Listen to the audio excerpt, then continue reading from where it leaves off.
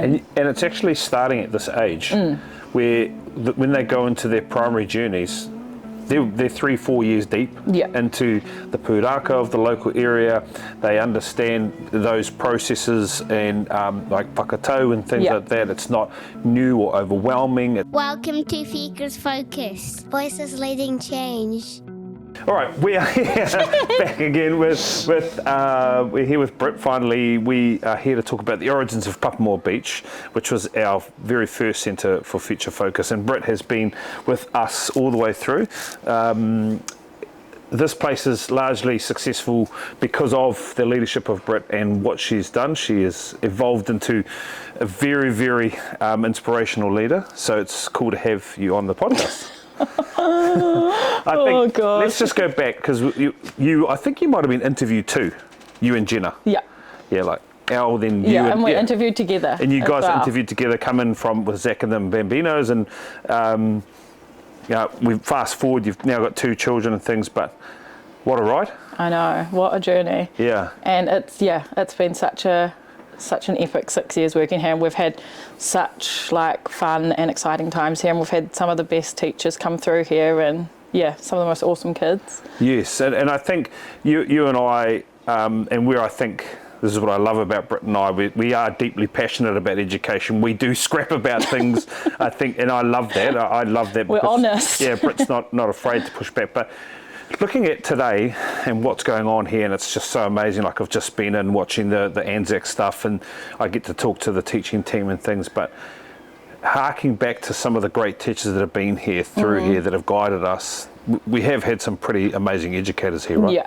Yeah, just teachers that were just authentic to themselves, I think. You can just picture what their dispositions and all that kind of stuff would have been in childhood. Yes. Like, they really, were just teaching kind of how, I don't know how to explain it, you think of Steph, for example. She was awesome. She was such a sustainable environmental person, so that came out heaps in her practice.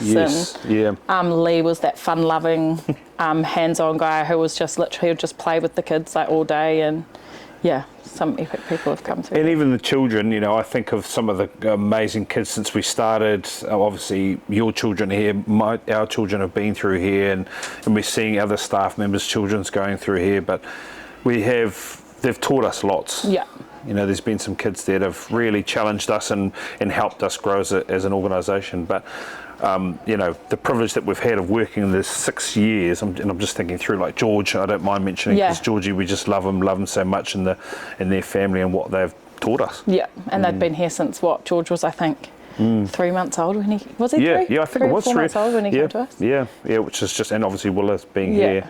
And then we remember when we went into that COVID, it was such Oh my gosh, I know. That was when I just come back from maternity leave. No, I was pregnant when we were in lockdown. That's right. And I had Bo, and then came back into the centre leader position. That's right. First time doing it. Yes.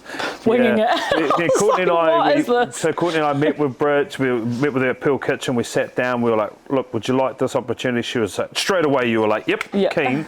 But it was a bit of a. I was like, "Yeah, keen," and then I was like, came home and I was like, "I'm sure I don't actually really know what it entails, but we'll give it a go." But your evolution has been quite phenomenal. I mean, looking at what you do today and how your team really functions and what's going on here, what has been some of those steps to get you to that position of really having deep influence? I think, initially, if you've never been, you can have leadership capabilities and stuff, but until you're in a position where you're actually leading people and having to motivate a big team of people, I think that reflective piece is a massive part of it, because you only know what you know. Yes. Coming into something I'm different today than I was when I first stepped into this position. You're just kind of doing what you've always done initially until something happens, and then you learn from it, or you read or learn something and then implement that. But I think that reflective piece of good or bad has helped quite a lot, and being intentional with that too. And the Te Ao Māori stuff too. Now we're really running down this channel, which is really cool. It's so powerful here. It's a real passion of yours. Yes. So what does it look like? Even though I'm so new on my journey. Even for me too, in some of those spaces. But that feeling of what's going on here in that space? You know, how have we arrived at that point? I just think, again, like that passion, that's a passion of mine, and we've got a few kaiako here as well that's their passion, that's what drives them. So having each other together on the same waka is just, I've always, naturally, even when I was a teacher, that was my go-to to get, you know, I'd always be drawn towards the pūrākau in the room and, learning about the local histories. But now, where I'm able to influence that over the whole centre with lots of guidance from other people and help, and there's a real collective, there's a depth of meaning behind all of all of Te Ao Māori, so just that, and the receptiveness of the children too, learning about it, like that's like we're learning the whakatau process at the moment, and all of the feedback from the parents, they're like, that's what that is, what they're coming home and practicing. And that's what I think what you've got to realise with what your leadership has been. I think, Britt, you're a bridge for a lot of people, and what we're doing for that is you're building a bridge for, take the whakatau process, you're building a bridge to understanding for families, even for ourselves. You and I are on that journey as well. It's like it's like that ako, like learning together, like we're literally we're learning as we're going, and it's cool because like all of the teachers, well, most of the teachers here haven't been exposed to any of this stuff before either, but they're all just sponges and wanting to learn, and we've got that obviously that CELO contract with Ngā Pōtake at the moment, and that's just been such a great tool for us to be able to really spend some extra time to dig into the meaning behind everything, because you can do things, but if you don't know the meaning behind it, it doesn't stick. But teaching the children the meaning behind why we're doing each thing or what each thing means is when it becomes stored in there. And it's actually starting at this age where when they go into their primary journeys, they're 3-4 years deep into the pūrākau of the local area. They understand those processes and like whakatau and things like that. It's not new or overwhelming. It's something that they're so, and they feel connected to it. Like as soon as a child feels connected to something, that's when they can kind of take off, I think. Like take Bo, for example, like we always talk, like his favourite book at the moment is like the Maui legend at home, and then you hear him like connecting things through that, or like the legend of Mauao, and then we'll go actually walk up Mauao and he'll be able to talk about like you know, certain things, and it's like just those bringing it all together is when they start to then, I don't know, transpire that into other things, like. Well, he builds meaning between even all those things, all of it's now. And then we're learning the Ngā Maunga Tōhora about the Whale Mountains, and then he was like, is that the one that that loved Mauao or something about that story? I'm like, no, but I can see where you're coming from, trying to make meaning of that. But just those connections and that deeper meaning, I think, is. And that's really the beauty cool of what education should be. It's trying to put things in front of children that allow them to continually build meaning. And this is what we see here. So, and your team are amazing in that sense. You know, I've just been out there again, like I said, and just watching.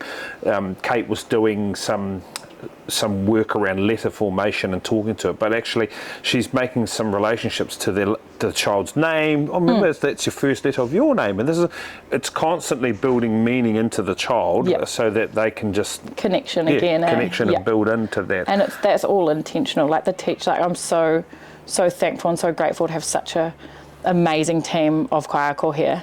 Like we're quite a young team in terms of years in the profession, I guess, but the passion and the I don't know, just the love for the children and the job here is just I'm so grateful to have this team, honestly. Well, I think it's largely driven by you two in spaces again, like your messages every morning. I'm on the chat, and your messages every morning talking about intentional, deliberate, celebrating what's going on, pointing out to, you know, like this morning you talked about Jenna and her experiences and things like that. Like you're constant, you're consistent, you know, that sort of thing is a hallmark of your leadership, and your consistency is really, really high. So that means people get to build connection and mean exactly what we're talking about with children. People are building connection, and you know, because you're constantly reminding them of all the great things they're doing, and it's no, you know.